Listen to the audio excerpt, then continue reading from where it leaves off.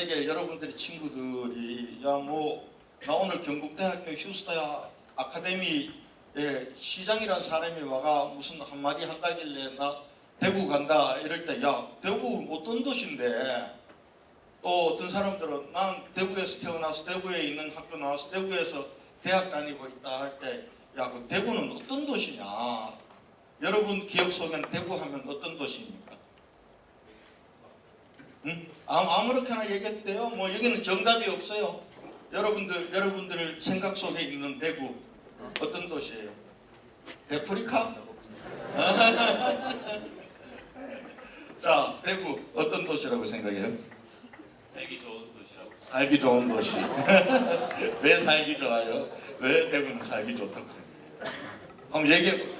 우리 여기 있는 휴스타 아카데미 우리 동기들에게 나는 이래서 대구는 살기 좋은 도시라고 생각한다 한번 얘기 한번 해보세요. 저는 뭐 서울만큼 사람이 너무 많지도 않고 뭐 교통도 나름 지하철도 잘 되어 있고 버스도 잘 되어 있어서 살기 좋은 도시라고 생각합니다. 학교 다니기 편해요? 학교 다니기 편하니까 우선 맞아요. 뭐 서울이 좋아서 전부 옛날에 우리가 사람은 나면은 서울로 보내고 말은 나면은 어디로 보낸다? 제주도로 보낸다 이런 얘기 있었는데, 저도 사실은 고등학교를 대구에서 졸업하고 대학을 서울에서 다니고 또 서울에서 직장 생활을 오랫동안 이렇게 한 사람입니다. 그리고 이제 제가 대구에서 본격적으로 살면서 일을 한 거는 대구시장 되기 위해서 지난 5년 6개월 전쯤입니다. 보따리 싸들고 대구 내려와서 살고 있는데요. 이게 한 5년 6개월 지났는데 6년이 안 됐는데 서울 가면 못 살겠어요. 서울 가면은 길도 너무 막히고 그리고 사람들도 너무 바쁘고 이렇게 해서 야 왜 그렇게 전부 사람들이 서울로 몰리지 이런 생각을 요즘 간혹 하게 됩니다. 조금 우리가 지금 이제 서울의 수도권에 살지 않고 지방 도시에 사는 게 때로는 우리가 기회가 적을 수도 있습니다. 왜냐하면 우리 사회, 우리 대한민국이 우리가 근대 국가로 넘어오는 과정들, 이 조선 이시 왕조에서부터 우리가 근대 국가 대한민국으로 넘어오는 과정에 우리는 식민지라는 걸 거쳤잖아요. 거치고 근대 국가를 성립하는 근대 국가가 수립되는 과정이 우리가 어찌 보면은 이 분단이라는 남북이 분단된 국가로 우리는 근대 국가 대한민국을 만든 겁니다. 그렇게 되면서 우리한테 나오는 지금까지 우리가 이 지난 7, 80년에 우리 근현대사를 놓고 보면은 우리가 비약적인 발전을 했죠. 뭐 여러분들은 별로 실감이 안 날지 몰라요. 근데 저는 제가 1962년생인데 그때 우리가 이제 막 산업화를 하던 시기에 저는 태어났고, 그것도 아주 경상북도 안동이라는 깡촌에서 태어났습니다. 그러니까 우리 현대사의 변화의 고비고비를 굉장히 절실하게 목도하면서 커왔기 때문에 우리 대한민국이 얼마나 성장했는가를 저는 제 삶의 경험을 통해서 느끼는 겁니다. 제가 초등학교 때 영어를 굉장히 잘했습니다. 초등학교 때. 왜냐하면 초등학교 때 기분이 초콜릿 이런 단어를 제가 영어를 유창하게 했기 때문입니다. 기분이 초콜릿이라는 거 지금도 아직 생각이 생생합니다. 그때 사실은 이 봄이 되거나 이러면은 우리 동네로 군인들이 훈련을 왔습니다. 한미연합훈련 때. 그때 미군들도 같이 왔습니다. 그럼 우리 할머니가 가르쳐 줬습니다. 그때 미군들 보면은 따라다니면서 기분이 초콜릿 이렇게 하라고, 그러면 이제 초콜릿 하나씩 던져주는 걸 먹던 그런 시절이 있었고, 그렇게 왔기 때문에 지금 이제 우리 대한민국의 이 강복 이후에 우리를 보면 굉장히 이제 비약적인 성장을 해왔고, 또 그런 비약적인 성장의 이면에는 또 보면은 산업적으로도, 그리고 또 우리가 누리고 있는 정치적 민주주의라는 측면에서 굉장히 이 비약적인 발전을 해왔습니다. 왔는데, 그러나 이것이 이제 우리에게 있어서 어찌 보면은 이렇게 비약적 발전을 하는 동안 우리가 못 이룬 것들이 있습니다. 우리는 근대 국가를 아까 말씀하셨듯이 통일된 한국, 대한민국, 한국으로 건설하지 못했습니다. 남북이 분단된 그런 치하에 있었고요. 그다음 두 번째는 체제 경쟁도 있었고, 또 한편으로는 그렇게 건국이 되다 보니까 우리가 굉장히 국가 경영의 틀이 굉장히 강한, 마치 이시 왕조처럼 우리가 강한 중앙 집권적인, 중앙이라고 하는 정부가 모든 것들을 다 틀어지고 그렇게 왔습니다. 근데 이 부분들은 한편으로 보면은 압축 성장을 하는 데는 굉장히 많이 도움이 됐습니다. 우리가 없는 자원들을 효율적으로 집중하고 이렇게 하는 데는 도움이 됐지만, 그 사이에 정말 수도권은 어마어마하게 비대해졌습니다. 지금 사실은 인구 면적으로 보면은 우리 서울, 경기, 인천이라고 하는 수도권이 대한민국 면적의 11.9%밖에 되지 않습니다. 근데 사람은 얼마나 사냐 하면은 올해 들어서 50%가 넘었었습니다. 그렇게 많은 사람들이 그 좁은 땅에 모여 삽니다. 그리고 대기업, 그 다음에 R&D 예산, 이런 국가 자원이라고 하는 게 수도권으로 다 집중이 돼 있기 때문에 어찌 보면은 지방은 좀 공동화되고, 그리고 수도권은 비대화되는 이러한 문제를 우리가 안고 있습니다. 그런 상황에서 이 부분들을 저는 극복해 나가지 않는다면 앞으로 대한민국의 미래는, 저는 지금처럼 해왔던 방식으로 우리는 성장할 수 없다라는 생각을 하게 됩니다. 그런 상황 속에서 이제 우리 삶의 여건들, 삶의 질이란 측면을 놓고 보면은 우리가 비록 지방이기 때문에 우리 기회라는 요소들, 지금 산업사회 도시화 시대에 기회란 부분들이 우리가 조금은 잃어버리고 있는지는 모르지만, 삶의 여건이라는 측면에서는 굉장히 우리가 좋은 여건에서 살고 있는 것, 그거는 분명한 것 같습니다. 이게 대구 같은 경우 지금 우리가 도시철도가 몇 호선까지 있죠? 우리 대구에 1호선, 2호선, 3호선까지 있죠. 1호선, 3호선까지 있고, 그리고 도로망들이 우리 대구 굉장히 잘 되어 있습니다. 잘 되어 있어서 도로율로 보면은 전국 어떤 도시보다 우리 대구가 으뜸입니다. 그러다 보니까 어떤 현상이 일어나냐 하면 대중교통 이용률이 낮습니다. 우리 대구에서는 저 끝이 달성이잖아요. 달성에서 동구까지도 우리 거의 1시간 내로 모든 것이 다 왔다 갔다 할 수가 있는 겁니다. 차로.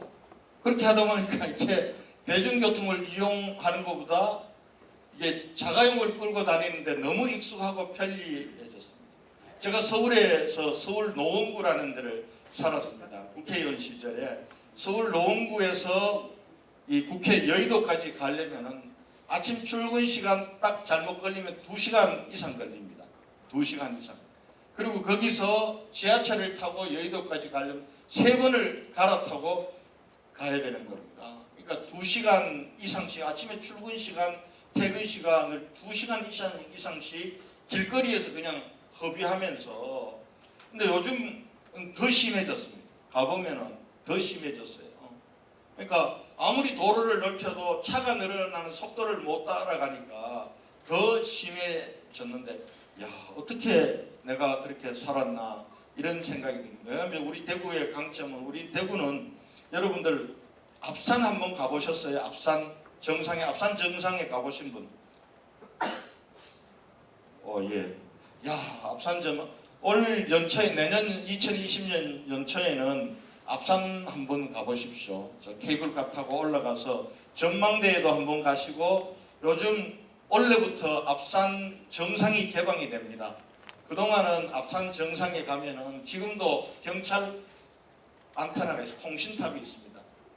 경찰 통신탑 때문에 앞산의 정상부는 우리 대구 시민들이나 경북 도민들이 접근이 되지 않았습니다. 근데 작년도 경찰하고 협의를 해서 앞산 정상부를 좀 개방하자, 시민들의 안전에 문제가 있는 곳은 조금 이렇게 접근을 못하게 하도록 정상 자체를 개방하자, 이렇게 해서 원래 1월 1일부터는 이제 앞산 정상에 누구나 갈 수 있도록 개방을 해놨습니다. 근데 우리 앞산 정상부에 가면은 대구시를 한눈에 볼 수 있습니다. 우리 대구는 정방향의 도시입니다. 앞산에 가면은 저 달성부터 시작해서 저 동구 혁신도시 끝까지가 한눈에 보이는 도시입니다. 이런 도시가 없습니다. 인구 250만 도시가 굉장히 큰 도시거든요. 우리 대한민국 사람들은 250만 정도 되는 도시가 얼마나 큰지 실감을 못합니다. 왜냐하면 전부 서울만, 천만 서울만 비교하며 그동안 살았기 때문에 그렇습니다. 그리고 또 여행이 좀 자유화돼서 외국 많이 나가는 데가 전부 중국 갑니다. 가면 중국 가면은 웬만한 도시들은 전부 다 천만 도시들이니까. 근데 유럽이나 미국이나 이런 데 가보면 100만 도시만 되면 굉장히 큰 도시입니다. 근데 우리 250만 도시는 굉장히 큰 도시입니다. 근데 우리는 이 도시가 이렇게 큰 도시라는 것들을 잘 실감을 못하고 삽니다. 근데 250만이 살고 있는 이 도시를 한눈에 한 곳에서 이렇게 볼 수 있다는 것은 아마 대구적 특성이라고 생각합니다. 그래서 밤에 한번 올라가 보시면은 야간 전망이 도심의 전경이 가장 아름다운 도시 대구입니다. 이거는 외국 사람들이 와서 얘기하는 겁니다. 그래서 한번 가보십시오. 제가 왜 이 얘기 앞산 전망대를 얘기하냐면은 앞산 전망대에 가면 대구가 어떤 자연적으로 지리적으로 어떤 도시인가를 알 수 있습니다. 저 우리가 북동쪽에는 대한민국의 중화기라고 하는 명산 팔공산이 있습니다. 그리고 그 줄기를 따라서 왼쪽으로 이렇게 돌면은 저 비설산이 있습니다. 그렇죠? 비설산이 있고 그리고 대구 도심의 한가운데를 동에서 서로 흘러가는 강이 금호강이 있습니다. 그리고 대구를 휘감아서 이렇게 돌아가는 강이 낙동강이 있습니다. 그리고 저 남에서 북으로 흐르는 강이 신천이 있습니다. 이러한 팔공산, 비설산, 앞산이라고 하는 이 산세, 명산들 속에 가운데는 금호강이 흐르고 주위로는 둘러서는 낙동강이고 이렇게 산수가 잘 조화된 도시가 없습니다. 그러한 산수의 터전 위에 우리 대구 250만이 살고 있는 삶의 터전들이 있는 그런 도시입니다. 그런 도시인데 우리가 자연재해가 없잖아요. 대구가 이제 조금 덥다고 여름에 조금 더워서 데프리카라고 얘기하는데 요즘은 이제 대구 더위도 1등을 우리가 뺏겼어요. 사실은 우리가 대한민국을 온도를 측정하고 한 이후에 1942년도 우리가 제일 더웠을 때 대구가 제일 더웠습니다. 기록적으로. 근데 요즘 그 기록을 다른 도시에 빼앗겨 버렸어요. 그래서 이제 대구 제일 더운 도시도 아니에요.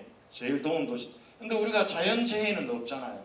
여러분 이번 여름에도 다 나왔으니 무슨 태풍이 와가지고 축제를 하루 딱 중단한 적은 있지만은 이게 뭐 저 광주서부터 시작해서 이렇게 막 태풍 피해가 엄청나게 날 때도 우리 대구는 그냥 적당히 촉촉히 적셔주고 가잖아요. 자연재해로부터도 우리가 굉장히 자유로운.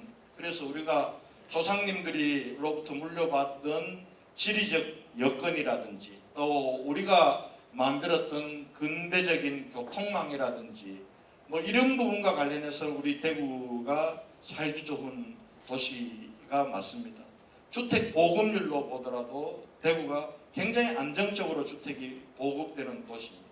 그 다음에 그 도시가 얼마나 살기 좋은 도시냐를 얘기할 때 의료 부분들을 얘기합니다. 인구 10만 명당 의료인 숫자가 얼마나 되느냐도 우리가 서울을 빼고는 지방도시 중에서는 인구 10만 명당 가장 의료인들이 많은 도시가 바로 우리 대구입니다. 그리고 종합병원도 큰 대학 이 병원 4개 있죠. 그 대형 종합병원 파티마 병원까지 하나 있죠. 그리고 또 3,000여 개의 중소 전문병원들이 있는 도시입니다. 그래서 이제 KTX가 연결되고 하면서 지방에 있던 환자들이 서울로 많이 갑니다. 부산의 환자들도 부산에서 부산대학교 의과대학병원도 있고 한데 대구서도 좀 가기는 갑니다. 근데 제일 많이 서울 삼성병원이나 아산병원이나 이런 병원들 가지 않고 우리 지역 내에서 환자들이 치료받고 건강을 유지하는 지방도시 중에서는 또 대구가 으뜸입니다. 그래서 이런 면, 그러니까 이 자연적인 환경의 면이라든지 또 교통 인프라의 면이라든지 또 한편은 주거라든지 아니면 의료의 문제라든지 이런 문제와 관련해서 제 대구가 살기 좋은 도시다라는 얘기는 맞다라고 생각합니다. 자, 이건 한 질문 가지고 너무 제가 장황하게 설명을 했는데 또 대구 산업적으로는 대구는 어떤 도시입니까? 산업. 대구는 어떤 산업 도시예요?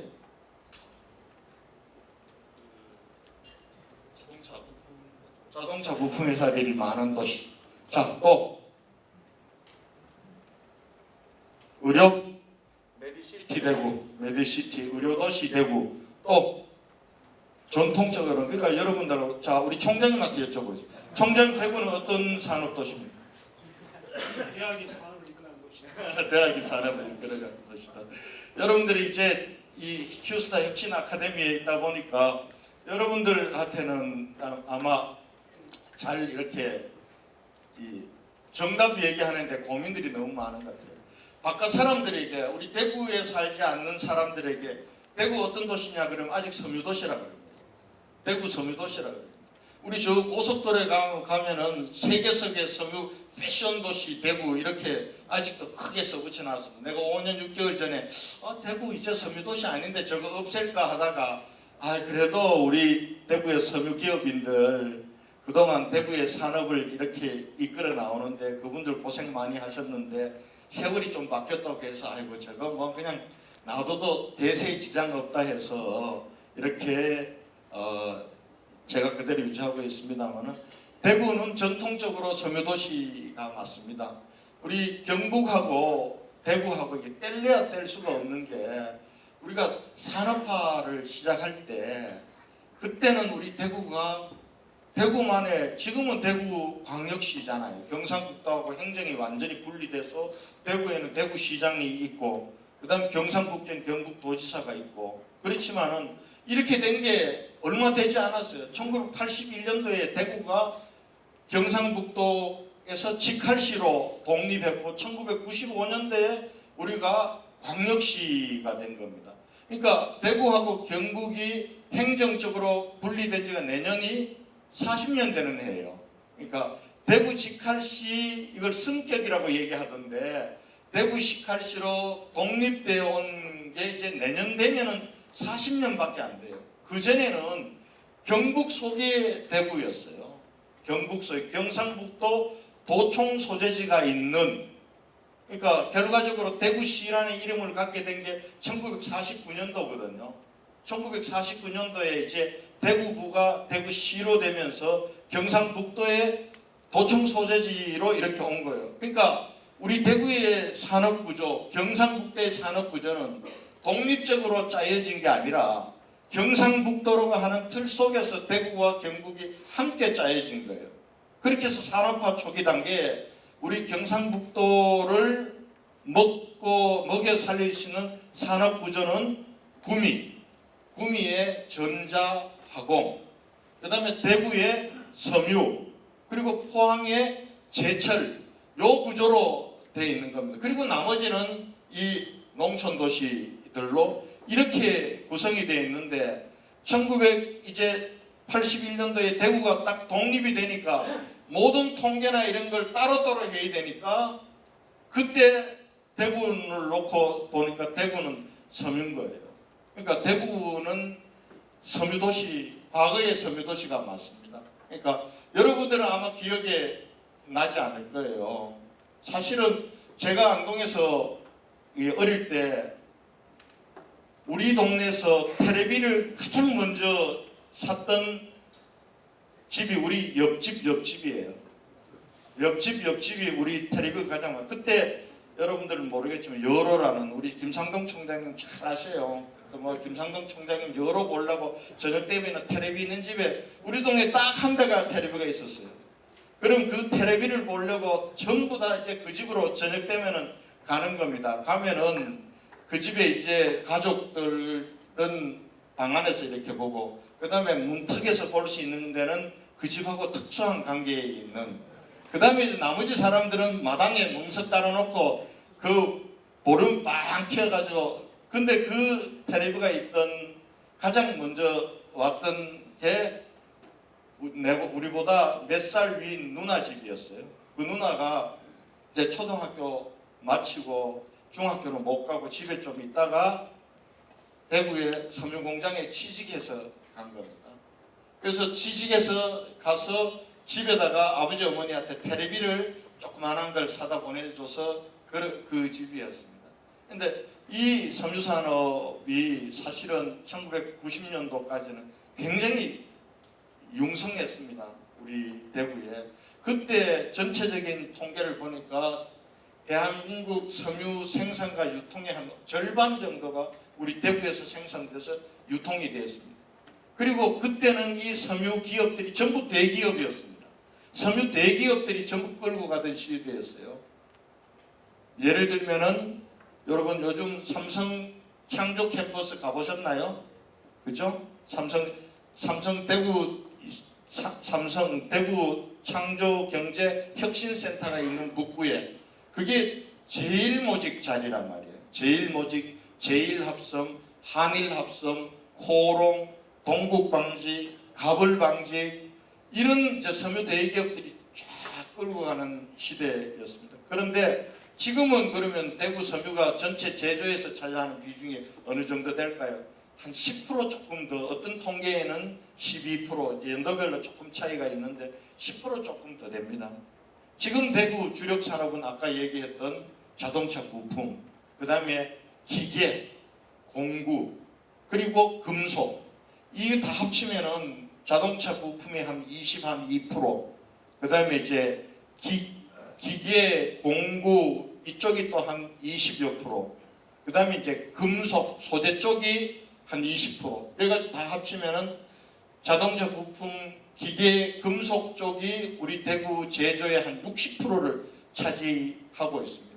그리고 자동차 부품 기업들이 이제 대체로 이 중견 기업으로 여러분들의 일자리를 만드는 기업들이 이런 데서 나오고 있습니다. 그래서 우리가 전통적으로는 우리 대구가 섬유였지만 지금은 이제는 섬유도시, 섬유 전통은 이어가고 있지만 산업적으로 우리는 섬유도시는 아니다 라는 겁니다. 그래서 저는 여러분들 중 아마 우리 청년들, 우리 휴스타를 만든 이유도 그런 일입니다. 우리 대구 경북 청년들이 역시 열심히 공부하는데 대학을 졸업해도 자꾸 이제 수도권이나 다른 도시로 우리가 떠나게 됩니다. 왜 떠나죠? 네? 왜 떠납니까? 여러분들 지금 나는 저 졸업하면은 저 대구 안 살고 저 서울 가야 되겠다 생각했던 사람들 손 한번 들어보세요. 솔직히 손 들어봐. 다 여러분들은 우리 대구 경북에서 나는 여기서 내가 태어나고 내가 자란 이곳에서 내 꿈을 키우고 취직하고 이렇게 살 거야 이렇게 생각했습니까? 네. 그래요? 아이고 훌륭합니다. 그동안 이제 많은 우리 청년들이 지금도 이제 청년 유출이라 그러죠. 우리 대구 청년들이 학교를 졸업하면은 특히 많이 가는 데가 수도권으로 많이 갑니다. 또 울산이나 또 창원이나 이쪽에 가는데 왜 청년들이 떠날까 물어보면은 청년들이 떠나는 이유의 대부분 일자리입니다. 우리 대구에는 내가 갈 수 있는 좋은 일자리가 없어서라는 이유를 많이 냅니다. 아마 여러분들하고도 앞에 총장님들 선생님 없이 나하고 딱 이렇게 딱 하고 같이 얘기하면은 그런 얘기 많이 하는 청년들이 있을 겁니다. 그 다음에 두 번째는 제가 만났던 청년들은 그렇습니다. 여기 있는 청년들은 또 예외일지 모르지만 너무 답답하다고 얘기를 해요. 대구는 내가 우리 청년 젊은 사람들이 살기에는 별로 우리 청년들이 열정을 하고 놀 때도 별로 없는 것 같고 어른들한테 뭐 내 얘기해도 막 취급하고 얘기 그래서 더 이상 나가면은 대구를 고담시티라고 이렇게 얘기하는 여러분들 웃는 거 보니까 여러분들도 그런 얘기를 그런 이 도시 근데 그러면 옛날에는 왜 우리가 잘 나갈 때 섬유가 잘 나갈 때는 전부 몰려들었거든요. 여기 막 몰려들었단 말입니다. 근데 이제 우리가 원하는 일자리에 이 눈이 굉장히 높아지는 겁니다. 여러분들 보고 이제 섬유기업에 취직하라고 하면 안 할 거예요. 아마 섬유기업에 거기 뭐 원급 봉급도 적게 주고 주 5일 근무도 제대로 딱딱 안 지키고 그리고 작업 환경도 썩 좋지 않고 뭐 이런 얘기들을 많이 합니다. 근데 그 부분들을 이제 어른들은 이렇게 얘기합니다. 근데 요새 포시라 가지고 험한 일 안 하려고 한다고 가봐라 공장 가면은 사람 못 구해가지고 외국인들 데려다 쓰는데 그래서 저는 여러분들의 생각들이 틀린 건 아니라고 생각해요. 여러분들의 생각들이 이제는 사람이란 게 인류가 발전하는 것이 과거에 우리 다닐 때 우리가 생각했던 일자리의 수준과 그리고 여러분들의 원하는 선호 이 부분들로 여러분들도 머물러 있으면은 우리 사회가 발전하겠어요? 점점 더 우리는 우리 아버지의 시대를 넘어서서 우리가 더 수준 높고 문화적으로 풍요롭고 삶의 질이 보장되고 이런 꿈을 꾸면서 우리는 크고 여러분들은 또 우리보다도 그 위에 꿈을 꾸는 겁니다. 그런데 이 꿈을 실현하는 현실이 우리가 안 따라주는 겁니다. 그런 면에서 보면은 우리 대구는 과거에는 섬유로 잘 나갔습니다. 1990년도까지만 해서요. 근데 제가 돌아보면은 우리 대구 특히 경북도 마찬가지입니다. 지금 구미도 굉장히 어려운 상황이거든요.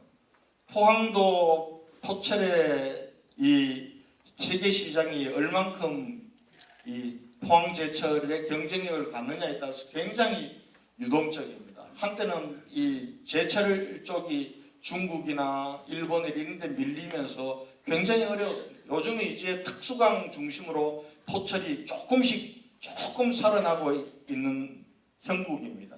근데 우리가 이미 이 산업 구조를 가지고 미래로는 계속 끌고 갈 수가 없다는 건 이미 많은 오래전에 시그널이 와 있었습니다. 우리가 이제 쭉 산업의 발전을 보면 우리 대한민국이 1980년대 중반부터 IMF로 오는 1997년도가 크게 보면은 우리가 산업축이 바뀔 때입니다. 그때 우리가 전통적인 산업들에서부터 시작해서 우리가 지식 기반 산업으로 그다음에 정보통신 산업으로 급격히 바뀔 때입니다. 지금 여러분들 통신회사들인지 뭐 지금 대한민국에서 이 대한민국을 먹여 살린다고 하는 그러한 뭐 반도체라든지 대부분이 그때 시작을 한 겁니다. 근데 우리는 미래 산업의 준비를 못했습니다. 왜냐? 대구는 섬유가 너무 잘 나가니까. 그때까지만 해도 구미는 전자하고 삼성 그다음에 그 LG 이런 걸로 너무 잘 나가니까. 포항은 그때는 뭐 포철이 계속해서 성장해 나갈 때니까. 근데 이게 언제까지 간다는 보장이 없는 겁니다. 우리 대구만 놓고 보면은 급격히 섬유 산업이 무너지기 90년대 들어오면서부터 90년대 들어서면서부터 IMF 오기까지 한 7년 동안 지금 아까 얘기했던 회사들이 전부 도산하거나 문을 닫거나 다 떠났습니다. 그리고 97년 IMF 때 우리 대구의 경제의 한 축이 뭐였냐 하면은 건설이었습니다. 청구 우방 여러분 청구 우방 들어봤습니까? 네? 지금도 보면은 저 어디 가면은 내가 서울에 살 때 청구 아파트 살았거든요. 그때 나는 솔직히 내가 살면서도 대구 업체가 만든 회사라고는 생각 안 했습니다. 어떻게 대구 기업이 서울에 와가지고 말이야 도심 한가운데 내가 살고 있는 아파트를 나중에 청구가 대구 업체라는 걸 나중에 알았습니다. 그러니까 청구, 우방, 영남, 보성 이런 아파트들, 이런 건설 기업들은 대구에 두고 있지만 전국을 다녔습니다. 전국을 다녔어요. 근데 이게 IMF 오면서 이 회사들도 그냥 다 도산했습니다. 보십시오. 기존에 있던 섬유 무너졌죠. 그 다음에 건설 무너졌죠. 그리고 새로운 산업은 안 키워놨죠. 그나마 우리 대구가 과거부터 뿌리 산업이라고 하는, 자, 뿌리 산업 하면 금형, 열처리 뭐 이런 쪽으로 굉장히 우리가 발달이 돼 있었습니다. 그러니까 대구가 굉장히 실력이 있는 도시예요. 과거부터 그러한 전통적인 뿌리 산업의 기반이 굉장히 많이 발달이 돼 있어요. 그 발달된 그걸 지금도 볼 수 있어요. 여러분 북성로 한번 가보셨어요? 북성로에 잘 안 가시나요? 북성로에 가면은 공구 박물관이 있습니다. 그 박물관에 가면은 사실은 우리가 대구를 얘기할 때 그쪽에서 탱크도 다 만들 수 있을 정도로 요소 기술들이 굉장히 발달이 되어 있는 거예요. 이러한 기반들이 있었기 때문에 우리가 울산의 현대자동차를 기반으로 해서 대구에서 아까 얘기했던 자동차 부품 기업들이 성장할 수 있었고, 그리고 첨단 공구 기업들이 우리가 성장을 할 수 있었던 겁니다. 그나마 그것이 우리 대구의 많은 일자리와 그리고 우리 경제를 지금 해결해주고 있습니다. 그런데 이 부분들도 앞으로 이대로 가면 안 돼요. 자동차 급격히 지금 미래형 자동차로 가고 있습니다. 그죠? 에너지원으로 보면은 화석연료, 가솔린이나 휘발유에서 전기 자동차, 그 다음에 수소연료 자동차로 급격히 가고 있습니다.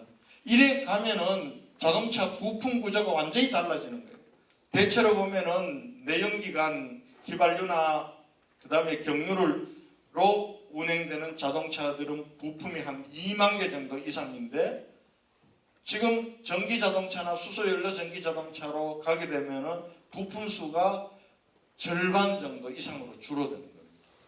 그리고 이제 자동차 부분들은 그냥 사람이 타고 다니는 운송 디바이스가 아니라 이미 사람이 운전하는 게 아니라 많은 부분들이 자율로 가는 차 시대로 가는 겁니다. 앞으로 아마 저는 여러분 시대에는 우리 많은 부분들이 운전을 사람이 하지 않고 자동차가 스스로 알아서 운전해주는 그런 시대로 가게 될 겁니다. 그리고 자동차는 커넥티드 카로 가는 겁니다. 자동차 안에서 모든 것들이 제어가 되는 겁니다. 집에 있는 부분들도 자동차 안에서 제어되고 이런 시대로 이제 가고 있는 겁니다. 여기에 우리가 대비하지 않으면은 우리 자동차 부품 기업들의 미래도 지금 없어지는 이런 시대로 우리가 가고 있는 겁니다. 그래서 우리가 지금은 우리가 자동차 부품이란 게 우리의 중요한 일자리와 그리고 부가가치를 만드는 중요한 산업 영역이지만 이대로 그냥 가서는 안 된다. 그래서 여러분들 우리 혁신 아카데미 휴스타 내에서도 자동차 부분들이 중요한 부분이 되는 겁니다. 그래서 여러분들은 이제 자동차 쪽으로 하더라도 그동안 하던 내연기관 자동차의 구조와 원리와 기술과 또 사람들이 이제 전기자동차 이런 시대로 가면은 서비스 영역들도 완전히 바뀝니다. 공유 경제 영역으로 굉장히 많이 바뀌어 나갈 겁니다. 자동차라는 게 내가 이제 마이카라고 해요. 우리는 옛날에 80년대 들어서면은 마이카 시대가 된다. 1인당 자기 차 한 대 살 수 있는 시대. 그 시대는 이미 넘어섰습니다. 한 집이 자동차가 2대, 3대 있는 집도 많이 늘어났습니다. 그런데 앞으로 시대는 마이카 시대가 이제는 없어질 겁니다. 자동차라는 게 자기가 필요할 때 유지하면은 유지비도 많이 들고 주차장도 필요하고, 그럼 자동차가 필요할 때 콜 하면 자동차가 오는 시대로 아마 틀림없이 여러분들은 그런 시대로 갈 겁니다. 이제는 자동차의 서비스 부분들도 완전히 달라지는 시대가 됩니다. 전기 자동차 하니까 사람들이 걱정입니다. 이거 뭐 원전도 없앤다 하고 전기 생산은 굉장히 어려워지고 전기료는 굉장히 많이 들 텐데 아니 결국은 전기자동차 이거는 배터리도 전기를 어디서 발전해가지고 충전해야 될 거 아니에요. 그 전기를 사람들이 계속해서 전기자동차가 늘어나고 배터리가 많이 늘어나면 그 전기 어디서 하죠? 이렇게 걱정하는 사람들이 있습니다. 근데 저는 걱정할 필요가 없다고 생각합니다. 전기자동차는 전기를 물론 충전을 해야 되기 때문에 어디선가 에너지원을 갖고 와야 되는 것도 되지만 앞으로 시대는 이게 ESS라는 에너지 저장 시스템이 될 겁니다. 그래서 밤에 전기 안 쓸 때 지금 뭐 발전소란 게 여러분 밤에 전기 적게 쓴다고 해가 발전 안 할 수가 없잖아요. 그러면은 밤에는 이제 전기가 줄줄줄줄 새는 겁니다. 이때 싼 가격으로 충전을 해서 내가 필요한 출근만 하고 이제 회사 와서는 다시 그걸 되파는 겁니다. 전기를 내가 갖고 있는 이런 시대로. 그래서 제가 조만간 대한민국 제1호 전기 자동차가 에너지 저장 시스템이 되어서 전기를 다시 파는, 경북대학교 같으면 이 주차장 넓은데 한 50대 전기 자동차 있으면 이 건물은 낮에는 전기 자동차에서 충전된 부분들을 다시 되팔아서 그 에너지로, 그리고 집에 갈 전기량만 남겨두면 됩니다. 이렇게 이 부분들이 서비스 시장, 서비스라는 영역들이 바뀌게 되는, 굉장히 많은 걸 바뀌게 되는 그런 시대로 가기 때문에 지금 안 하면 안 되는 겁니다. 제가 처음에 5년 전에 대구시장이 되어서 제가 중견 우리 자동차 부품 회사들 보고 빨리 우리가 미래형 전기 자동차, 미래형 자동차로 빨리 그 시대에 대비해야 됩니다. 아무도 동의를 안 했습니다. 저보고 뭐라 그랬는지 알아요? 그분들은 대부분이 현대자동차의 1차 밴드, 2차 밴드입니다. 현대자동차가 가지 않으면은 못 가는 겁니다. 왜냐하면 아무리 뭐 전기자동차 부품을 만들고 배터리를 만들고 모터를 만들고 이러더라도 현대자동차에서 안 사주면은 판로가 안 되니까 그땐 현대는 EV라는 생각이 없었습니다. 수소연료 전지차만 한다고 언제 그게 20년 후에 열릴지 30년 후에 상용화가 될지 이것도 굉장히 빨리는 올 겁니다. 우리 생각보다. 그런데 그렇게 얘기를 했습니다. 그때 제 얘기를 알아듣고 움직였던 기업들은 지금 상당 부분 빨리 가고 있습니다. 그래서 우리가 전기자동차라고 하면은 우리 대구에 배터리를 만드는, 배터리도 지금 배터리에 들어가는 게 한 회사서 배터리에 들어가는 걸 다 만들지 않거든요. 여러분들 이제 공부를 하셨을 것 같아. 음극, 양극, 분리막, 그 다음에 모듈 이렇게 되는 거 아닙니까? 그래서 양극재를 만드는 회사 LNF라든지 그 다음에 분리막을 만드는 회사 SSLM 같은 경우는 이 회사는 몇 년 전 이걸 전환을 했어요. 삼성하고 손을 잡아가지고 그 LED 만든다고 했는데 갑자기 LED 시장이 급격하게 변하니까 수익이 안 되니까 삼성 지분을 털어내고 이 일본 회사입니다. 스미토모라는 회사인데 이 회사가 그래도 대구하고의 투자 약속을 지키면서 자기들이 뭘 갖고 왔냐면 일본에서 만들던 배터리의 분리막을 대구에서 만드는 겁니다. 그래서 어디에 납품하냐 하면은 파라소닉 배터리에 납품합니다. 이 파라소닉 배터리는 전기자동차의 선두주자라고 하는 테슬라 자동차에 들어가는 배터리 분리막을 전량 만드는 회사 또 이제 대구에서 생겨났습니다. 그 다음에 여러분들 대영채비라는 회사가 있습니다. 대영채비는 이제 만든 지 3년밖에 안 된 충전하는 전기자동차 충전기를 만드는 회사입니다. 만든 지 3년밖에 되지 않았습니다. 만든 지 3년밖에 되지 않는데 작년도 매출이 한 800억 넘었었습니다. 올해 아마 1000억 거의 했을 겁니다. 전국의 전기자동차 충전소, 공용충전소의 70%를 우리 대구 대영채비라는 회사가 지금 만들고 있습니다. 유럽에도 진출했고 그리고 테슬라 충전소도 우리 대영채비라는 설립된 지 지금 3년 이제 4년째 되는 회사가 지금 만들고 있습니다. 이런 부분들이 이제 커 나가는 겁니다. 그리고 우리가 지금 있는 이 공구 부분들이라든지 이 부분들도 우리가 계속 첨단화해 나가야 됩니다. 이 첨단화해 나가는 것들이 결과적으로는 지금 모든 것들이 이제 요즘 여러분들 융복합 시대라고 얘기하지 않습니까? 그래서 모든 것들이 다른 분야에 있던 기술들이 전부 다 이제 같이 결합이 되는 그런 시대라고 합니다. 그 다음에 또 하나는 우리가 바꿔야 될 것 중에 하나가 신산업을 키워야 됩니다. 신산업을.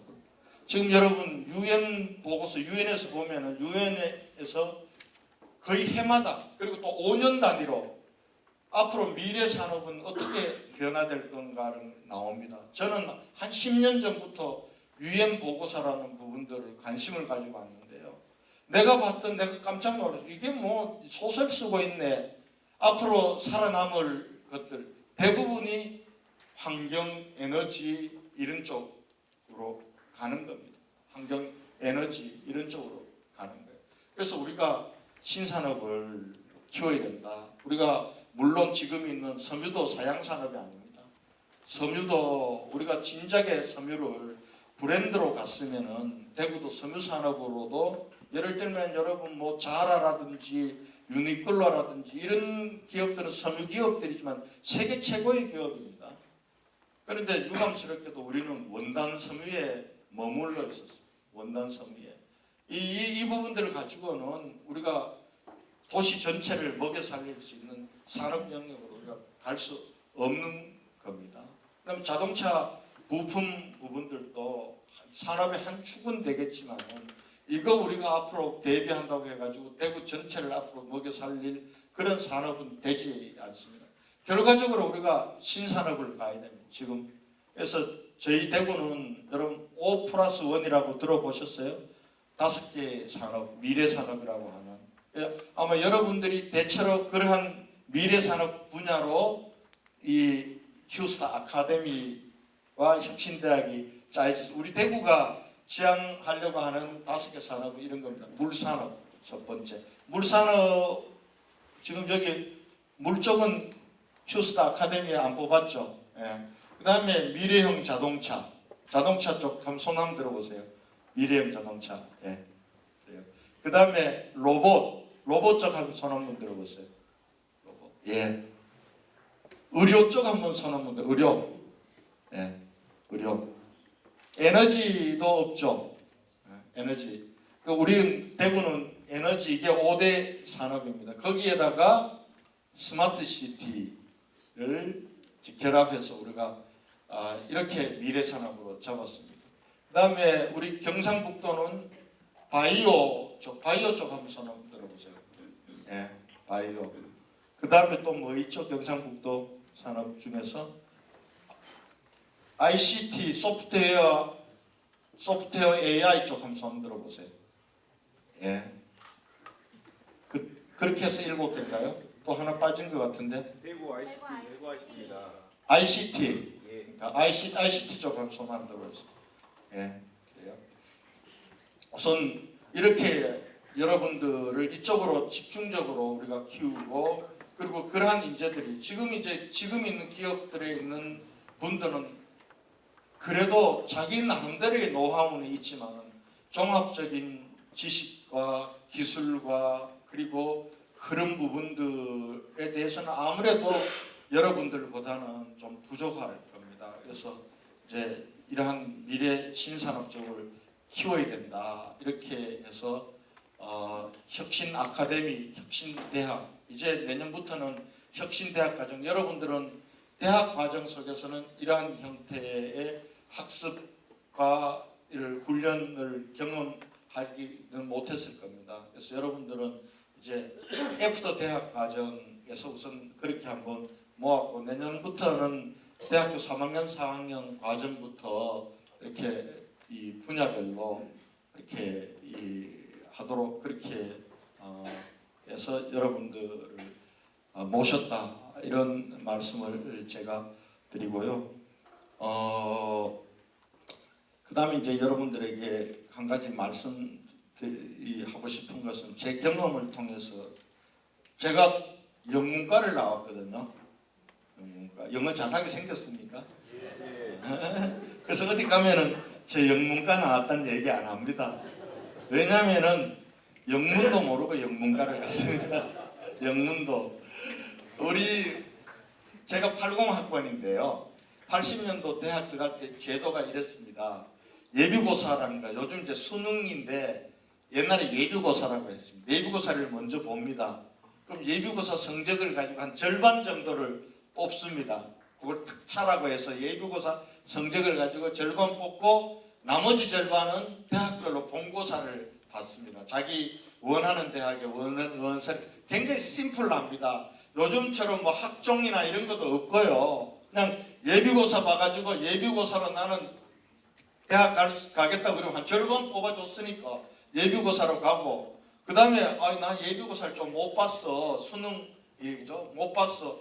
나는 본고사 볼 거야. 그럼 그때는 이제 본고사가 대체로 국영수 이렇게 중심으로 그럼 그것만 또 본고사 준비해가 시험 보고 들어갔는데요. 제가 운이 좋아가지고 예비고사 내 생각보다 더 잘 본 겁니다. 성적이.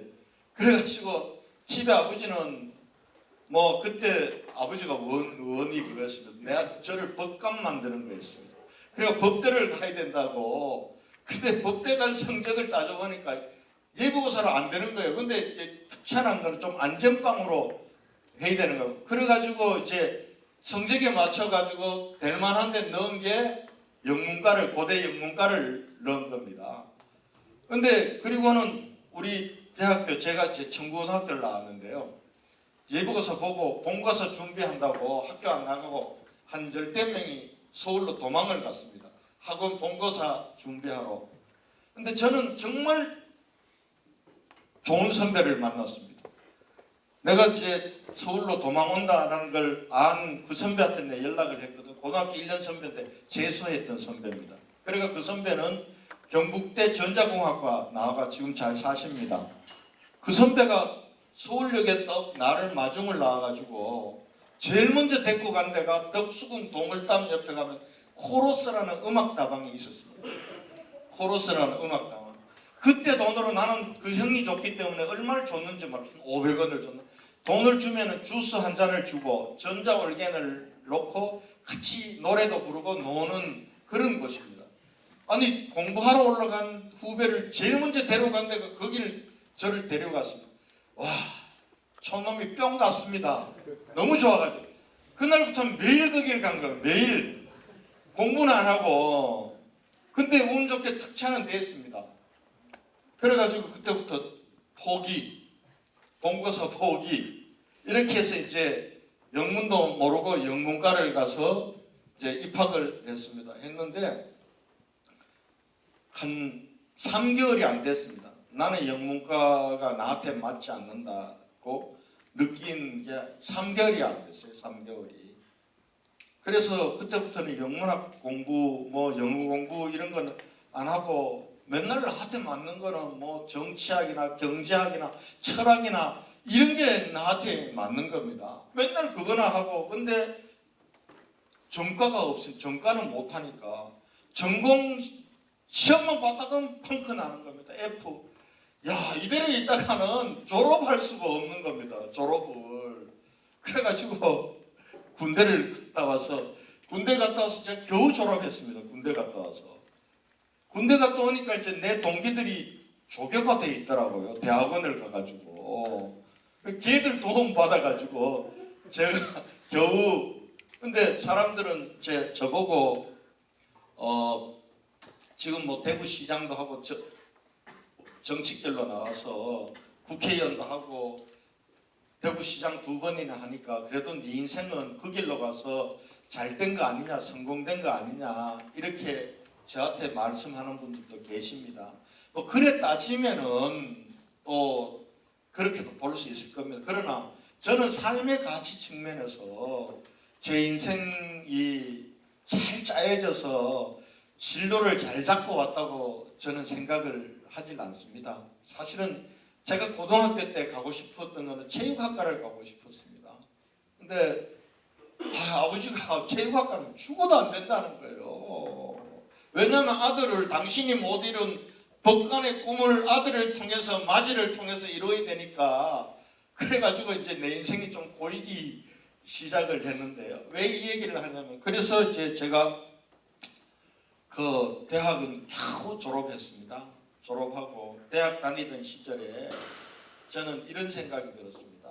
여러분들은 어떨지 모르지만 지금은 제 생각이 많이 바뀌었습니다. 대학 다닐 때 80년대 80년도는 우리 세대를 보고 공부보다 데모를 먼저 배운 세대라고 얘기합니다. 학교 들어가자마자 80년대 민주화 봄에 거기에 그걸 맞이했던 세대인데요. 그러니까 사회를 바라보는 눈, 또 우리 조국 대한민국을 바라보는 것들이 다른 내 전공이나 이런 것보다는 훨씬 더 쉽게 귀에 들어온 세대였습니다. 그래서 저는 그때 왜 우리 대한민국은 좀 밖으로 당당하지 못할까? 왜 일본, 소련, 그때는 소련이었습니다. 소련, 미국, 중국 이 틈바구니에서 좀 우리가 좀 당당한 나라 좀 밖으로는, 그리고 대한민국에서 태어나서 산다는 게 별로 행복하지를 못했습니다. 좀 행복한 나라 왜 안 될까? 저는 그게 우리가 분단 때문에 안 된다고 생각했습니다. 분단 남북이 나누어져 있다 보니까 우리가 항시적으로 거기에 너무 많은 분단 비용이 들고 또 그러다 보니까 강대국들에게 이 눈치 저 눈치 보고 이렇게 저렇게 휘둘려야 되고, 그래서 그때부터 나를 왜 이 땅에 보냈을까? 왜 권영진이는 태어났을까? 저는 분단된 조국을 통일한국으로 만드는 일이라고 생각하고, 그때부터 사실은 북한 바라왈기 운동하고 뭐 이렇게 하고 그러다가 첫 직장도 제가 통일부 공무원으로 시작을 했습니다. 통일부에서 한 7년을 제가 근무. 지금도 저는 대구시장을 하면서 저한테 주어졌던 소명이 저는 분단된 조국을 그래서 통일한국을 만드는 것이라는 그런 생각의 연장선상에서 제가 있습니다. 근데 제가 이 얘기를 하려고 여러분께 드리는 게 아니라 제 친구 중에 나하고 아주 절친한 친구가 있습니다. 절친한 친구인데 이 친구는 지방대학교 영문과를 갔습니다. 근데 걔는 고등학교 때부터 뭐라고 나한테 얘기했냐면 자기는 외국에 나가서 살 거라고 얘기했어요. 나는 외국에 나가서 살 거고 그리고 외국을 무대로 나는 앞으로 사업을 하고 할 거라는, 고등학교 시절에 그 꿈을 갖기는 쉽지 않은데요. 물론 그 친구는 고등학교 때 모의고사 보고 시험 보면은 저보다 성적이 별로 좋지는 않았던 친구입니다. 근데 그 친구는 고등학교 때부터 꿈이 있었습니다. 근데 그 친구는 지방대 영문과를 갔습니다. 저는 고대 영문과를 가고요.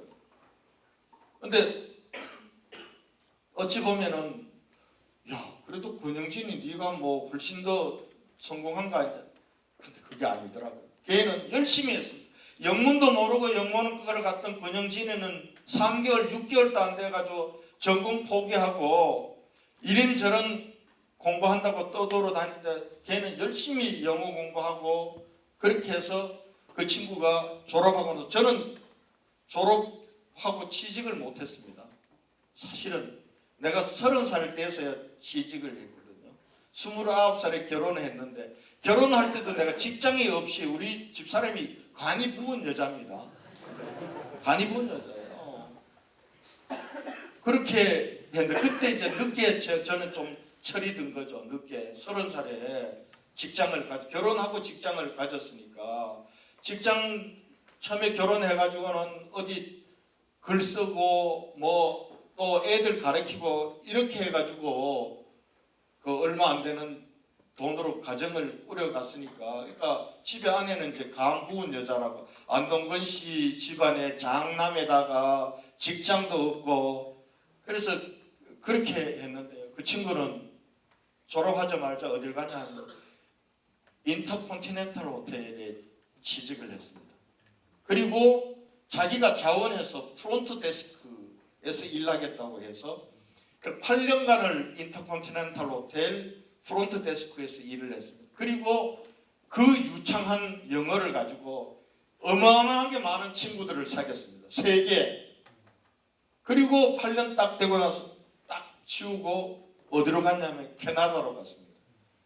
캐나다 가서 뭘 했냐 하면은 사업은 이태리 모피, 이태리 가죽을 수입해서 한국에서 가공을 해가지고 세계에 팔아먹는 일을 한 겁니다.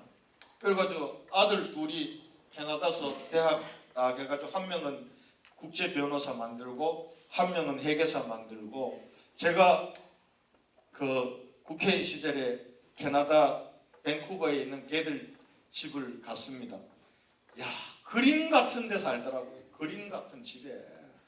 그러니까 정말 그 밴쿠버 자연 환경이 너무 좋은 것인데 거기서도 한 100만 불짜리 되는 집을 딱 사는 거예요. 그리고는 4개월간은 캐나다, 1년에 4개월간은 이태리, 1년에 4개월간은 한국 이렇게. 그래서 내가 역시 꿈이란 거, 목표란 거.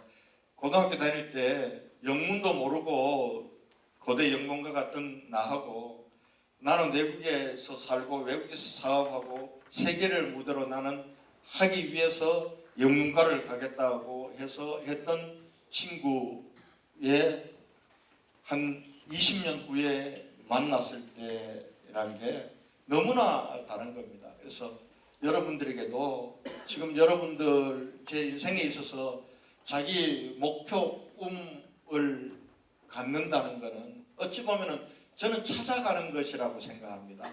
꿈 이런 거는 만드는 것이 아니라 찾아가는 것이라고 생각합니다. 그래서 지금 그런 꿈이 없으신 분들은 아직도 괜찮습니다. 아직도 괜찮습니다. 내가 왜 나는 이 땅에 왔고 나는 앞으로 무엇을 하면서 어떻게 살아갈 건가, 무엇이 나한테 가장 맞고 나를 행복하게 하고 내 경쟁력인가, 이런 부분들, 저는 이런 부분들도 이 휴스타 과정을 통해서 여러분들이 없으시다면 찾았으면 좋겠고 막연하게 있다면 구체적으로 만드시고, 그리고 또 기존에 있는 분들 이미 그 목표와 꿈을 찾으신 분들은 그걸 성취하기 위해서 여러분들 열심히 최선을 다해 주실 것을 부탁을 드리고요. 한 가지만 더 얘기하고 마치겠습니다. 제 친구 중에 제가 정치를 하다 보니까 정치란 직업은 제가 1999년도에 운명처럼 제가 국회의원 하겠다고 정치길로 온 사람이 아닙니다.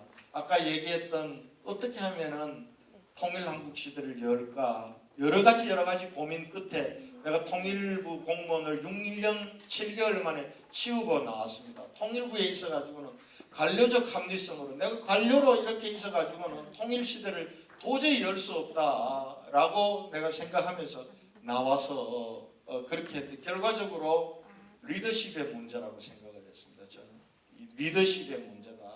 통일한국을 앞당길 수 있는. 그래서 그러한 리더십을 만나기 위해서 제가 정치권으로 와서 지금 이렇게 있습니다. 근데 여러분들 중에서도 앞으로 정치하실 분 손 한번 들어보세요. 난 정치적 꿈이 있다. 아무도 없죠? 있습니까? 언제 나한테 오십시오. 근데 여러분들도 몰라요. 내가 어떤 분들 다 그래요. 여기 계신 교수님들 중에 와, 시장님 그거 시켜줘도 못하겠습니다. 왜 그거 하십니까? 그거 어렵고 뭐 자기 인생이라는 게 자기 개인 일정도 없고 제 일정을 보면 5분 단위거든요. 5분 단위. 내가 우리 비서들한테 어떨 때는 하소연합니다. 야, 나 좀 숨 좀 쉬게 해주자. 일정을 이렇게 짜놓으면은 5분 단위야. 어떨 때는 진짜 내가 숨도 못 쉴 정도예요. 그런데 그래도 또 합니다. 여러분들 다 시키면 다 해요. 그렇게 얘기하던 분들 중에 나중에 되니까 국회의원 출마한다 그러고 뭐 그런 분들이 있던데요. 소명이 주어지면은 내가 이게 나한테 주어진 소명이다 라고 하면은 다 하게 됩니다. 근데 정치하다 보면은 혼자 못해요. 수많은 사람들을 도움을 받아야 돼요. 때로는 수많은 사람들이 자기 때문에 봉사하고 헌신하고 희생해야 돼요. 가까운 순서대로 가족부터 시작해서 친구 이렇게 다 하는 겁니다. 그리고 정치 자금을 모아야 하잖아요. 선거 때 지금 국회의원 선거 하려면 뭐 몇 억씩 돈이 들어가는데 그 자기 돈으로 어떻게 해요? 후원금을 모아야 되잖아요. 후원금을. 요즘은 굉장히 합법적으로 후원금을 모을 수 있는 통로가 많아요. 근데 그때 나를 도와주는, 이때까지 내 정치하면서 도와줬던 사람들 중에 고등학교 때 공부 좀 잘하고 이래가지고 어디 뭐 공무원 되고 고시쳐가지고 그래 중앙부처의 과장 국장하고 그래가지고 또 대기업 들어가고 이랬던 친구들 나 못 도와줘요. 1년에 10만원 후원하면 10만원 환급 받거든요. 그것도 잘 못해줘요. 근데 어떤 친구들이 진짜 나를 도와주냐 하면은 500만원까지 후원할 수 있거든요. 합법적으로 500만원씩 탁탁 넣어주는 친구들은 고등학교 졸업하거나 고등학교 졸업하고 전문대 나오거나 이렇게 해서 중소기업 들어간 친구예요. 중소기업 들어가서 한 10년 동안 중소기업에서 열심히 일하면서 기술도 익히고 거래처도 좀 익히고 이러다가 탁 독립해 나와서 그런 친구들 굉장히 많습니다. 제 친구들 중에 많아요. 그때 중소기업 들어갔던 친구하고 그때 우리 때는 80년도 내가 87년도에 대학을 졸업했으니까 그때까지만 해도 사실은 우리 사회가 계속 팽창하고 일자리가 늘어날 때에서 여러분들이 느끼는 취직 보면 우린 덜 했어요. 근데 대기업들 원하면은 들어갈 수 있었잖아요. 그때 대기업 들어갔던 친구하고 중소기업 친구하고 그때 사람들은 야 인생이 이렇게 차이가 나는 길을 가고 있구나 이렇게들 생각하는 사람들도 많았어요. 근데 대기업 들어갔던 내 친구들요 50 넘어서 만났을 때 대기업에 남는 있는 애들이 10%도 안 됐습니다. 전부 40대 중후반부터 전부 이제 옷 벗고 나오는 겁니다. 임원으로 못 올라가면 나와야 되니까. 근데 중소기업 들어갔던 친구들 중에는 지금 우리 대구 성서공단에도 사업 잘하는 친구 있어요. 그리고 인천에서 하는 친구, 천안에서 하는 친구들 이런 친구들이 저를 도와주는 거예요.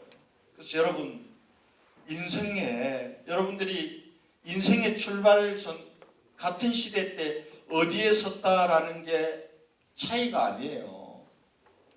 저는 돌아서서 한 40대 중반 50대 때 나는 어떤 삶을 살아왔고 나는 어떤 성취를 했는가 그때 가야 결판 나는 거지. 대학 들어갈 때 수능 몇 점 더 맞고 덜 맞고 어느 대학 들어가고 어디 들어가고 이게 인생의 성패가 아닙니다. 대기업을 들어가고 중소기업을 들어가고 했던 게 인생의 성패가 아니에요. 그때부터 시작되는 거고 제가 볼 때는 자기 꿈을 가지고 자기 목표를 가지고 갔던 그것이 있는 사람들의 출발선은 어디든지 간에 나중에 가면 훨씬 더 그건 큰 성취로 이렇게 나타날 수 있다.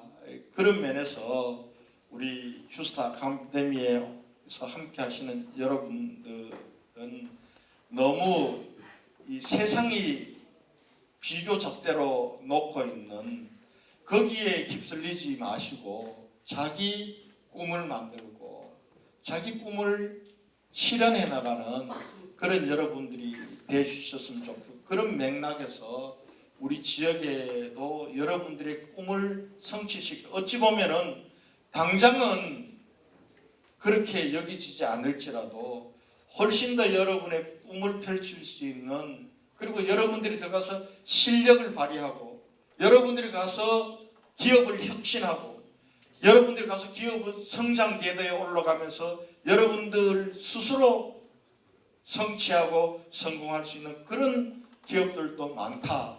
휴스타 과정을 거치면서 그러한 좀 이 재발견 또 그러한 이 인생의 시작의 꿈을 갖는 여러분이 되었으면 좋겠다.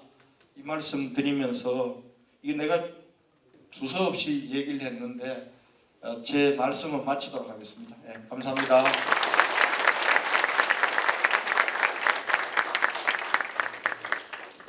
자, 지금부터는 이제 내가 여러분들 시간을 10분 더 뺐었습니다. 내가 1시간 강의를 한다고 했는데 1시간 10분 정도 됐습니다. 여러분들이 저 시장인 저한테 혹시나 뭐 어떤 내용이라도 좋습니다. 혹시 질문하시거나 제안해 주시거나 또 여쭤봐 주실 게 있으면 누구든지 손들고 말씀하세요. 예, 저 뒤편에 먼저 든 사람한테 마이크는 가겠습니다. 예. 네, 그 먼저 바쁘신 와중에 시간 내주셔서 포장해 주셔서 감사하다는 말씀을 드리면서 저희가 궁금한 점은 이제 제가 이해한 휴스타 프로젝트는 인재를 키워서 기업의 이제 성장을 통해서 도시를 성장시키는 거라고 생각하는데 기업이 인재를 모으기 위해서는 기업 문화가 중요하다고 생각합니다. 그 최근에 네이버나 카카오 또뭐 우한형제들 이런 기업들이 인재들을 모을 수 있는 이유도 기업 문화가 우수하기 때문에 다양한 인재들이 모인다고 생각하는데 이러한 기업 문화를 개선하기 위해서 이제 대구시에서 기업들과 하고 있는 것들이 어떤 게 있는지 좀 궁금해서 여쭤보고 싶고 그 외에도 이제 인재를 수급하기 위한 어떤 대구시 차원의 계획이 있는지 이런 것들이 궁금해서 질문 드리게 됐습니다. 네.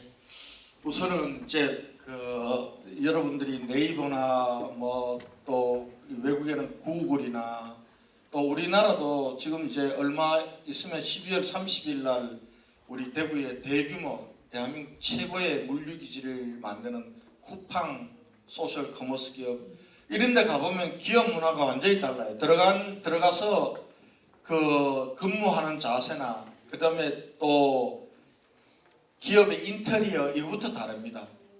굉장히 자유롭게 그래서 구글 같은 데 가보면 구글 캠퍼스라고 얘기할 정도 굉장히 자유로운 데인데요. 근데 그런 기업만이 있는 게 아니에요. 앞으로 이제 시대는 그렇게 갈 겁니다. 그렇게 갈 텐데 아직도 우리 대구에 있는 기업들 중에서 여러분들 한번 기업 탐방을 해보세요. 대구텍이라든지 이런 데 가보면 또 거기는 또 다른 문화가 있습니다. 그 다음에 저 게임하는 KOG라는 게임 기업 큰 기업입니다. 1년에 한 350억 이상 매출을 올리니까 게임이나 이런 데 여러분들 이제 기업 취직 정할 때요.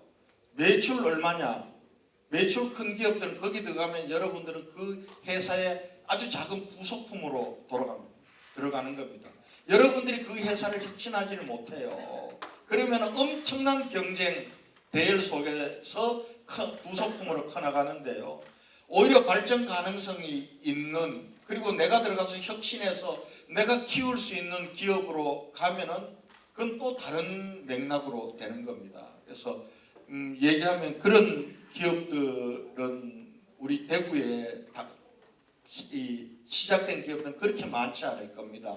근데 문제는 그걸 위해서 우리 대구시에서는 고용 친화 기업들, 워라밸 일과 그리고 생활을 같이 할 수 있는 기업들을 선정해서 고용 친화 기업이라고도 지정을 하고 뭐 이렇게들 합니다. 하고 또 한편으로는 공단 같은 경우 우리 지금 대부분들이 성서 1차에서 5차까지 있는 성서 산단이 우리 대구의 제조 기반으로 보면 한 50%를 아직도 하고 있습니다. 그러나 지금 그 공단별로 기업별로 사회 복지가 잘 안 돼요. 기업별로. 그러니까 기업별로 지금 우리 중소기업이라든지 이런 기업들이 아무리 우수한 실력이 있다 하더라도 여러 가지 근무 여건에 이런 건 혁신해 나가는 기업들이 있지만은 그 내부에 공단 내부에 문화시설이라든지 복지시설이라든지 이런 걸 두는 데는 없거든요. 그래서 오히려 산단별로 우리가 그런 기업들 개별 기업이 할 수 없는 이 근로자들을 위한 그러한 복지 문화시설을 만드는 이게 국가산업단체는 이미 노사평화의 전당이라는 이름으로 아예 지금 만들고 있습니다. 산단을 조성할 때 근로자들의 문화, 체육, 복지 이런 부분들을 함께 할 수 있는 걸로 만들고 있고 그다음에 이제 성서 1차에는 우리가 얼마 전에 한 2,000평 되는 회사를 하나를 인수를 했습니다. 거기는 그야말로 그 일대에 있는 우리 근로자들을 위한 문화, 그다음에 여가, 학습, 스포츠 이런 부분들이 개별 기업에서 하지 못하는 공단 부분들을 하려고 하는 그런 부분들은 해 나가는데 아마 그것만 보고 여러분들이 이 기업을 택한다 그러면 그 구글이라든지 네이버라든지 이런 눈으로 보면 우리 대구에 있는 기업들이 여기에 여러분들 성에 차지 않습니다. 차지 않는데요. 근데 일하는 문화, 여러분들이 필요한 거는 일하는 문화도 들어가서 여러분들이 혁신해야 되는 겁니다. 일하는 방식 그 혁신이란 게 개별 거기서 일하는 사람들의 자기의 일하는 여건 개선의 문제가 아니고 그게 일하는 방식을 어떻게 바꾸느냐에 따라서 결과적으로는 기업의 생산성을 증대시키고 경쟁력을 올리는 방식이 되기 때문에 여러분들이 또 들어가서 해야 될 일도 훨씬 더 많다. 그렇게 말씀을 드릴게요.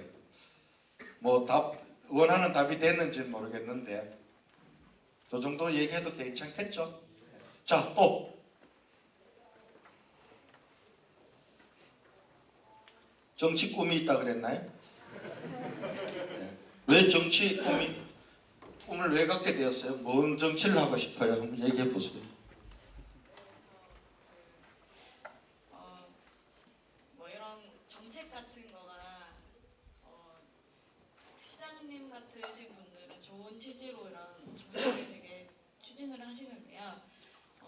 실질적으로 수혜받는 사람들 입장에서는 그런 커뮤니케이션의 미스매치가 있지 않나 그런 것들에 대해서 저는 니즈가 있었기 때문에 조금 저도 정치 참여하고 싶었기 때문에 그런 말씀을 드립니다. 예, 죄송합니다. 그죠, 맞아요. 그 뭐 시장이나 정치하는 사람들이라고 해서 뭐 딴짓거리 하려고 이렇게 정책을 내놓고 법안을 내는 건 아닐 거예요. 근데 대부분의 정책이라는 게 그 현장에 내려와서 정책 수요자들 입장에서 보면은 별로 도움이 안 되고 시잘데기 없는 것도 많죠, 그죠? 그런 걸 이제 현장에 맞는 정책, 입법 하겠다 이런 걸 가지고 정치적 꿈을 키운다는 건 굉장히 중요한 거라고 봅니다. 꼭 성공하시길 바라고요. 그리고 지금 무슨 과예요? 학과? 아니, 전공. 전자공. 예. 꼭 전자공학과 출신들 그리고 공과생들이 정치 쪽으로 많이 가야 돼요. 대한민국이 이 정치가 좀 웃기잖아요, 그죠? 나도 정치하는 사람이 이렇게 얘기하면 니만 잘났나 이렇게 되면 내가 잘났다는 게 너를 포함해서 똑같이 왜 이러냐 하면은 법률을 하는 사람들이 너무 많아요. 변호사들, 검사 출신, 판사 출신들이 너무 많아요. 그분들은 사실은 뭐 우리 이 대한민국 정치하는 사람들 중에는 현장에서 일어나는 생산 과정에서 일어나는 것들 너무 모르고 뭐 대장문 받고 그다음에 지가 다 재단해주고 하다가 또 정치로 가는 거예요. 그러다 보니까 현실하고 현장하고 안 맞는 게 너무 많다. 그래서 이제 우리도 좀 이제 특히 기업도 알고 기술도 알고 또 삶의 현장도 아는 그런 분들이 정치적으로 성공하는 시대. 근데 제가 볼 때는 그 시대가 열릴 것 같아요. 우리 같은 사람들이 이제 빨리 떠나줘야 되거든요. 저도 정치하면서 이게 완전히 그 꼰대 안 되려고 많이 애는 쓰는데 어느 날 딱 돌아보면은 야 나도 이제 꼰대다, 올드 패션이다. 빨리 떠나야지.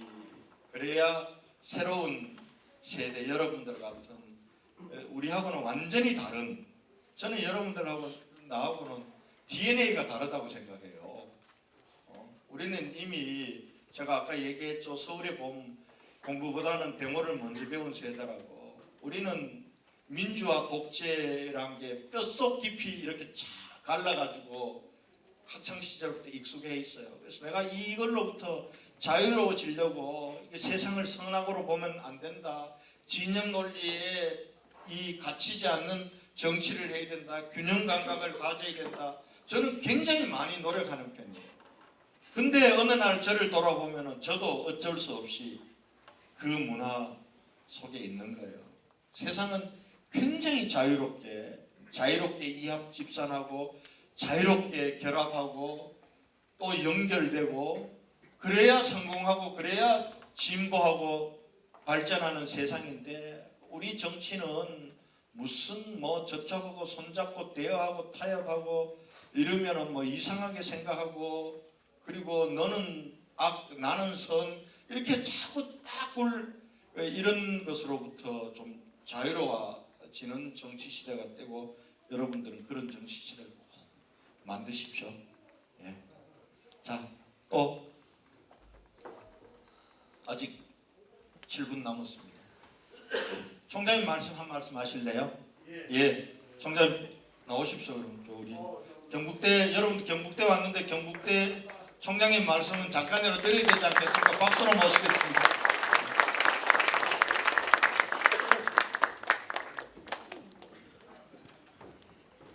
시장님한테 제가 질문을 드리려고 했는데 질문 겸해서 하십시오. 예, 안녕하십니까.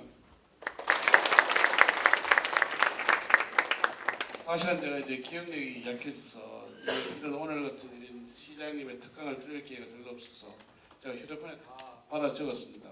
그런데 오늘 제가 한 두 가지가 있습니다. 하나가 전기 자동차가 에너지를 저장하고 나중에 전기를 판다. 그야말로 전기 자동차가 어떤 공유 시대 플랫폼되는 그런 것을 저는 뭐 전기 자동차 타는 것만 생각했는데 전기를 판다는 생각을 넣으신 건 상당히 참 오늘 들은 가운데 감명이 깊었고요. 또 다른 하나는 분단된 조국을 통일 한국을 만드는 것이 꿈이었다고 합니다. 조금 더 붙여드리자면 시장님을 제가 처음 만났을 때 대학이 살아야 대구시가 산다는 것을 철학처럼 말씀을 하셨습니다.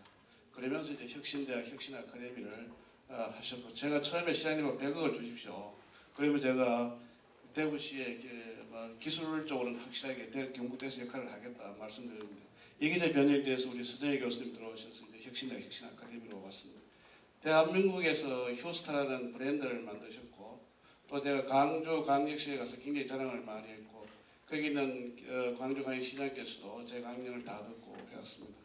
그래서 아마 이런 어떤 통일 대한민국을 만드는 데 있어서 대학 역할이 굉장히 감이 될 거고 그 가운데서는 이제 대구를 중심으로 한 산업의 발전, 산업 발전의 기술의 독립 또 그러다 보면은 대학의 역할이 중요시 되는데 아마 휴스타 사업을 하면서 시장님께서 이런 것도 아마 염두에 두셨습니다.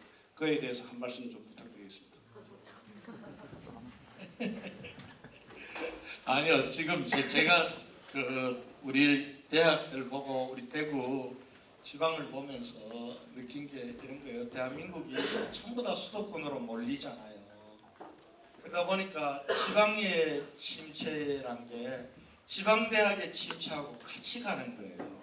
같이 가는 거예요. 근데 그동안 이제 지방을 살려야 된다 해가지고 별의별 정책들을 다 만들어냈지만 지방은 살아나지 않거든요. 더 공동화가 되는 거예요. 왜 그럴까? 지방을 살릴 수 있는 인재들을 안 키워내니까 그런 거예요. 지방을 살릴 인재들을 안 키워내니까. 그래서 저는 지방이 다시 살아나는 길.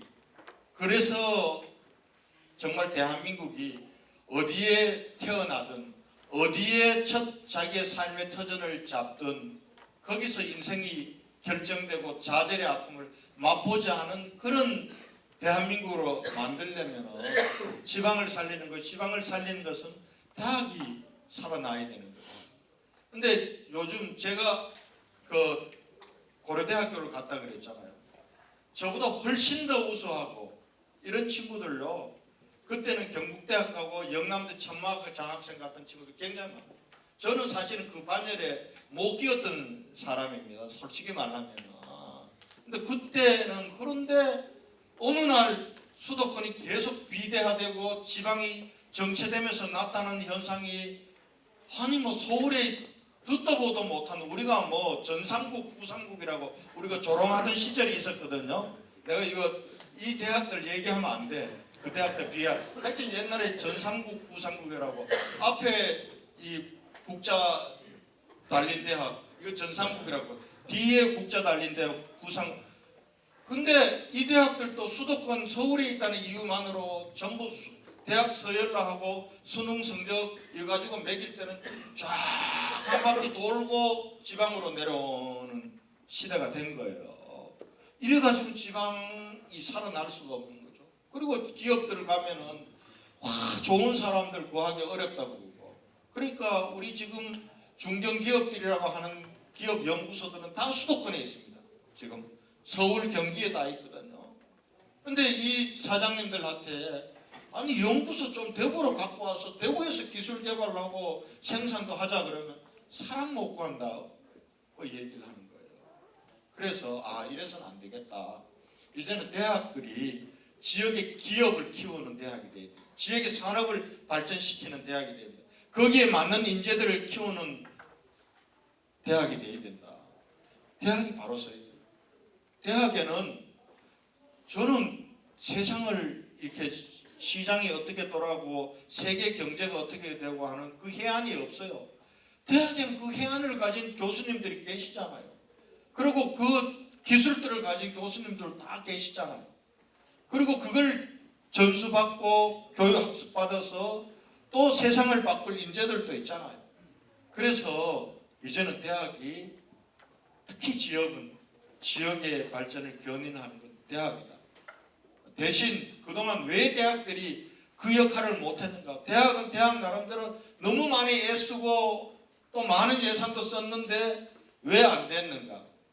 이제는 지역 산업에 맞게 지역 기업의 요구에 맞게 그렇게 우리 인재들을 길러내고 그 인재들이 지역 기업, 지역 산업을 키우는 인재로 가야 된다. 이제 그런 우리의 반성과 또 어찌 보면 희망을 담고 출발한 게 여러분들입니다. 그러니까 여러분들이 성공해야 돼요. 여러분들이 성공해야.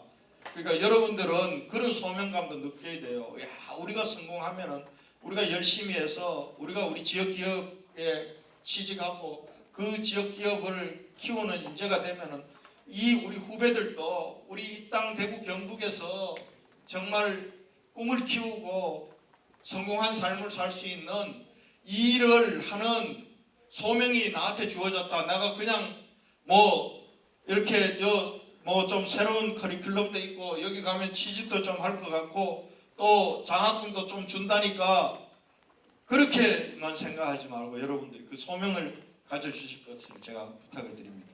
대구시가 하여튼 경북도가 열심히 응원하겠습니다. 끝까지. 자, 우리 서정혜 단장님 뭐 한 말씀 마무리 하실래요? 네. 우리 여기 계신 선생님들은 속된 말로 미쳤습니다. 진짜 이걸 준비하는 동안 오랜 기간 동안 우리가 토의하고 때로는 밤새우고 고민하고 어떻게 하면은 우리 지역의 인재들을 키워서 지역을 발전시키고 그들이 지역에서 꿈을 실현할 수 있을까 이런 고민들을 많이 그 대표적인 분 중에 한 분입니다. 여러분 박수로 한번 나눕니다. 네, 제가 시장님으로부터 돈 100을 줄 테니까 우리 대학 살리고 지역 어떻게 살리면 좋겠느냐 한번 해보라 했었을 때 정말 가슴이 철렁 떨렸습니다. 어떻게 할까? 돈 주겠다는데 그 돈 100억이 경상북도 이철우 지사님하고 이야기하니까 200억이 되었습니다. 한 해가 아니고 5년 되니까 1000억이 되었습니다. 우리 대구 경북에서 하니까 중앙정부에서 원래 하겠다고 해서 예산도 한 1000억 정도, 1800억 정도, 1080억 정도 한답니다. 참 어깨가 무겁습니다. 방금 전에 우리 수강생들께서 지역이 어떻게 하면 좋은 일하기 좋은 환경에서 할 수 있겠느냐 그런 질문을 받았습니다. 지금은 일하기 좋은 기업, 그 다음 기업 측면에서 또 마찬가지 이야기합니다. 기업하기 좋은 도시, 이 악순환을 어떻게 선순환 고리로 만들어 나가느냐, 그 중심에 여러분들이 있습니다. 시장님이 계시고 제가 있고 총장님이 있고 단장님들 다 계시고 그리고 여러분들이 있습니다. 한숨에 배부를 수가 없고 우리가 마지막으로 우리가 취하는 수단입니다. 그래서 저는 항상 마음의 호소를 합니다. 우리 마음가짐이라고. 제가 좋아하는 문구 중에 파블로 피카소의 말이 있습니다. 상상하는 대로 꿈은 이루어진다. 여러분들 일기생입니다. 일기생이 이끌고 해서 지역에 남았어. 그 기업에 들어가서 사장님과 같이 상상하는 대로 기업은 일하기 좋은 도시, 도시는 일하기 좋은 기업, 여러분들은 꿈을 펼치는 인재, 우리 마음이 아닌가 싶습니다. 다 같이 우리의 책임이라고 생각하고 하여튼 소명감, 사명감을 갖고 뒷받쳐주면 이 과제는 반드시 성공할 수 있다는 그런 확신을 가집니다. 그래서 우리 한 가지 마음가짐으로 하나다라고 크게 한번 외칩시다. 자, 하나다! 네, 고맙습니다.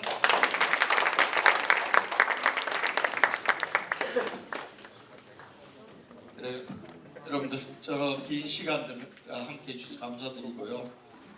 대구 경북 얘기를 하자면은 뭐 우리 역사 얘기도 해야 될 거고 정신 얘기도 해야 될 거고 또 문화 얘기도 해야 될 텐데 아마 그 지역학 또 여러분들 하셨다 하길래 오늘은 산업 중심으로 또 제 개인적인 이 삶을 성찰하면서 어떻게 보면 후배인 여러분에게 제가 이렇게 하고 싶은 얘기를 중심으로 얘기를 했습니다. 여러분들 다시 뵙도록 하고요. 오늘 재미없는 강의인데 대부분 보니까 졸지 않고 이렇게 쭉 들어주셔서 감사합니다. 네, 감사합니다.